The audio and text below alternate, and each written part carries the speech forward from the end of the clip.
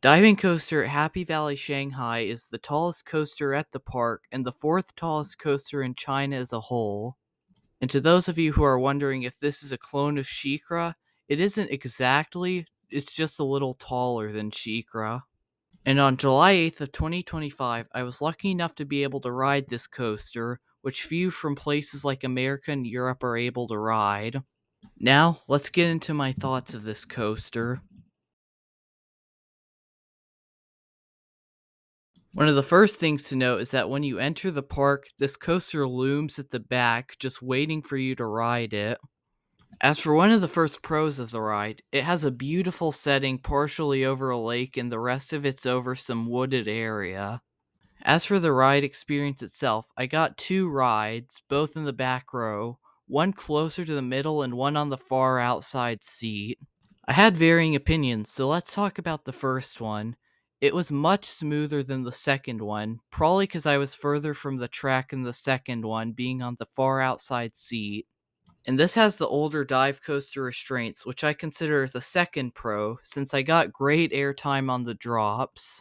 However, this gets us to the first big con of the ride. It's that the mid-course brake run hits really hard, the train almost coming to a complete stop on it. Even despite that, I was still able to get some good airtime on the mid-course drop, primarily because it's super steep coming off of it.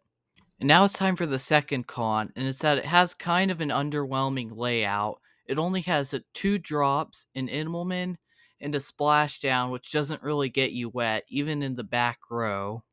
The only other elements of note are the turnaround after the second drop and tunnel, and the helix, which pulls some okay positive Gs, but not much. It feels like there should be at least one other inversion other than the Immelman, since that doesn't do much in terms of forces. Something like a 0G roll right after the splashdown and then transitioning into the helix would have rounded out the ride a lot more greatly. Although they are supposed to get a surf coaster in 2027, which should hopefully round out their lineup with more inversions. And now, I'd like to compare Diving Coaster to another dive coaster that I feel much more of you will be familiar with. And this coaster is Dr. Diabolical's Cliffhanger at Six Flags Fiesta, Texas, which I got the opportunity to ride a few weeks after. I decided to rank Dr. Diabolical's Cliffhangers 5 spots higher because, while Diving Coaster has better airtime on the drops, Dr. Diabolical has more diverse elements. Despite Diving Coaster having the older restraints, while Dr. Diabolical has the new ones, I feel it doesn't make a huge difference. But I really feel that if Diving Coaster had a few more good elements, it could really stand out and be ahead of Dr. Diabolical. So, for the final score, I'm gonna have to rate it 3 out of 5. It just doesn't do enough to justify a higher score. But what are your thoughts? Feel free to share your opinion down in the comment section below. If you like this video, feel free to like, share, and or subscribe. It would help my channel out greatly. Thanks for watching, and goodbye.